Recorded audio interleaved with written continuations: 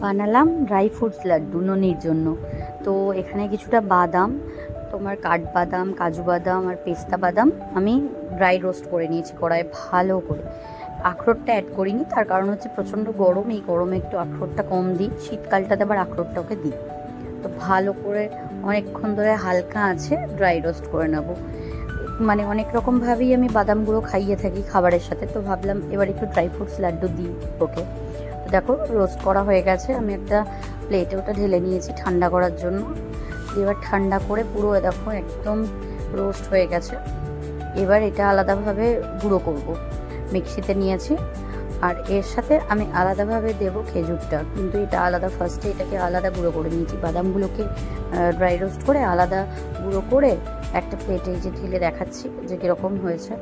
Just গুঁড়ো গুঁড়ো একবারে ঝরঝরে টাইপেরই হয়েছে, কোনো অসুবিধা হয়নি। এবার এটা একটু মাখা মাখা করে লাড্ডুর শেপ দিতে হবে। তাতে মিষ্টির জন্য আমি অ্যাড করলাম ওই খেজুর আর কিশমিশটা। এটা বেশ মিষ্টি মিষ্টি দেবে এবং আমার লাড্ডুটাকে আর কি মানে মাখতে, মানে লাড্ডুর শেপ দিতে আর কি সুবিধা হবে, মিষ্টিও হবে। তো খেজুর আর কিশমিশটা আলাদা আলাদাভাবে পেস্ট করছি, খেজুর কিশমিশটা আলাদা পেস্ট করছি ওটা। তো ওই দেখো ভালো মতন পেস্ট হয়ে গেছে। এবার একটু একটু করে বার করে এর মধ্যে আস্তে আস্তে দিয়ে অল্প অল্প করে দিতে থাকবো আর মাখতে থাকবো। মাখা হয়ে গেলে তা ভালো করে মেখে নিতে হবে। এবার দেখো আমি অল্প অল্প করে দিচ্ছি আর মাখছি, এক হাতে ক্যামেরা ধরে এক হাতে করছিলাম, অসুবিধা হচ্ছিলো, তাই ক্যামেরাটা রেখে দিয়ে আগে ভালো করে এটা বার করে নেব ভাবলাম, তারপর ভালো করে মেখে তোমাদেরকে পুরোটা দেখাবো। তো তোমরাও চাইলে এইভাবে বানাতে পারো, মেখে স্টোর করে রাখতে পারো লাড্ডু করে, ছোটো ছোটো লাড্ডু, সেটাকে খাবারের সাথেও অ্যাড করতে পারো বা শুধুও দিতে পারো। এই দেখো এভাবে আমি পুরো মানে খেজুরটা দিয়ে অনেকক্ষণ ধরে সময় করে খেজুর আর কিশমিশটা দিয়ে আমি মানে ভালো করে মেখে নিয়েছি। এবার ছোটো ছোটো ছোটো ছোটো গোল গোল করে লাড্ডুর শেপ দিয়ে নেব। এবার হাতে বেশ আঠালো আঠালো হয়ে আটকে যাচ্ছে মনে হচ্ছে, কিন্তু যত মেখে ভালোভাবে সফট ডো তৈরি করা যাবে তত ভালো লাড্ডু হবে। এর মধ্যে আমি 1 চামচ মতন ঘি অ্যাড করেছি, চাইলে অ্যাড করতে পারো আর না চাইলে না করতেও পারো, কিন্তু 1 চামচ ঘি অ্যাড করলে খুব সুন্দর, দেখো যতক্ষণ ধরে সময় ধরে একটু মাখা হবে মানে মেল্ট হবে জিনিসটা, খুব সুন্দর নাড়ু শেপটা হবে। ঠিক আছে, আর একটু ঘি দিলে জিনিসটা খেতে টেস্ট হয়, নাড়ুটা করতে সুবিধা হয়, এই হলো ব্যাপার। এবার এটাকে ফ্রিজে স্টোর করে রাখবে কাচের বয়ামে করে।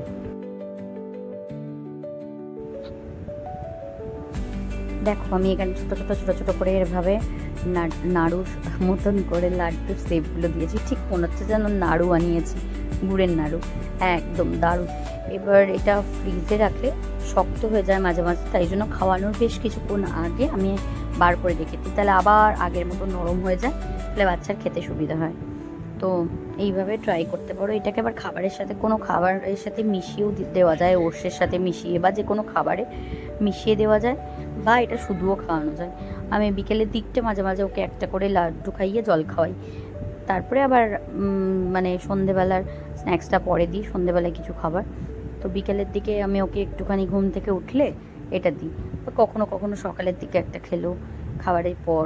আমি আলাদাভাবে দিই, খাবারের সাথে মেশাই কমে। দেখো কাচের বয়ানে, এবার আমি ছোটো ছোটো দুটো কাচের বয়ান ছিল, সেখানে দুটো মানে অল্প করেই বানিয়েছি ফার্স্ট টাইম, যেহেতু দেখতে চাই যে ননির কেমন লাগছে, ননি ভালো লাগছে কি না, ননি পছন্দ করছে কি না, তার উপরে আবার বানাবো। তো এইভাবে ছোটো ছোটো কাচের বয়ানে স্টোর করে নিয়েছি। এবার এগুলোকে রেখে দেবো ফ্রিজে। এবার ওকে খাওয়াবো, খাইয়ে ওর রিয়াকশানটাও তোমাদের সাথে শেয়ার করবো যে ওর কেমন লাগলো।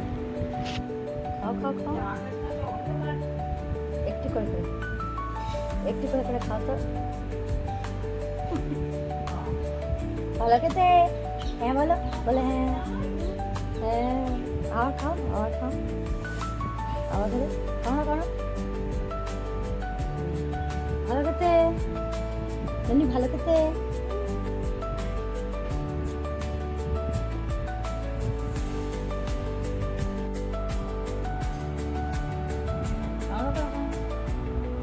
ভালো খেতে, হ্যাঁ বলে ঘান্নের বলে হ্যাঁ, ভালো খেতে।